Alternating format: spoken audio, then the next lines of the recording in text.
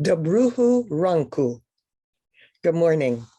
I'm Sylvia Vardell, IBBY President, and I come to you from Dallas, Texas, at home. And I'm so honored to be invited to speak with you this morning. To begin, I would like to tell you a little bit about myself. My parents were both born and raised in Germany.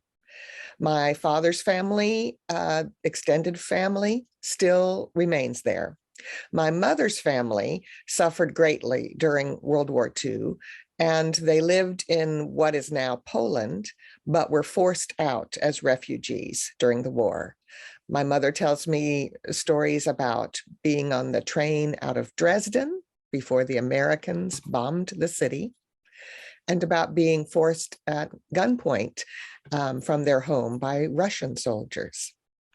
When my mother's family was reunited with my Opa, they immigrated to Australia.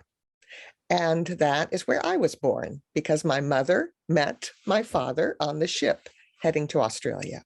Her whole family is still in Australia, but my father went there simply to explore and learn. And he had previously been in the United States as an exchange student.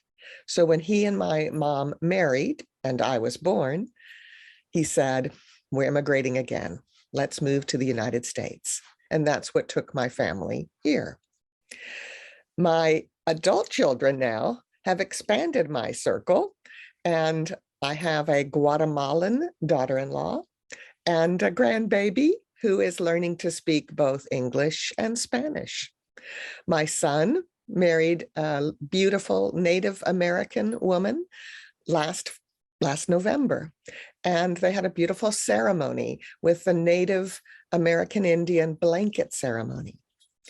So that is just by way of example to show you my world expanding and all of the cultures and countries that have come together to make me.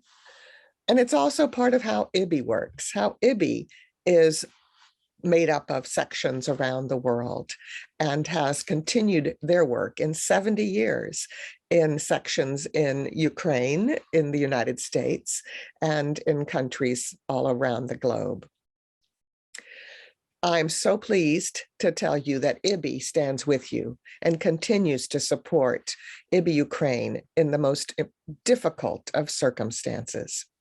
We speak frequently about how we can help and have worked to raise funds through Children in Crisis and through other contacts to support the Ukrainian refugees in Poland. But we hope that as things continue, you will let us know how we can further support IBBY Ukraine. I'd like to share a poem with you because I'm a big lover of poetry for young people. And this is one that I thought might be appropriate. It's from a book called America at War, gathered by Lee Bennett Hopkins. And the poem is about war. And it's from a young child's perspective on an older brother who is fighting in the war. This one is based on the United States war in the Middle East, but I hope it will have some meaning for you as well. It's called Missing by Cynthia Cotton. My brother is a soldier in a hot, dry, sandy place. He's missing things like baseball, barbecues, fishing, French fries, chocolate sodas, flame red maple trees, blue jays, and snow. I'm missing too. His read out loud voice, his super special banana pancakes, his scuffed up shoes by the back door, his big bear goodnight hug. There are people with guns in that land of sand who want to shoot my brother. I hope they miss him too. I'd love to learn more about Ukrainian literature for young people, especially any of your favorite poets or poems for young people. I've been doing some looking and I don't know enough yet, but I hope I will learn.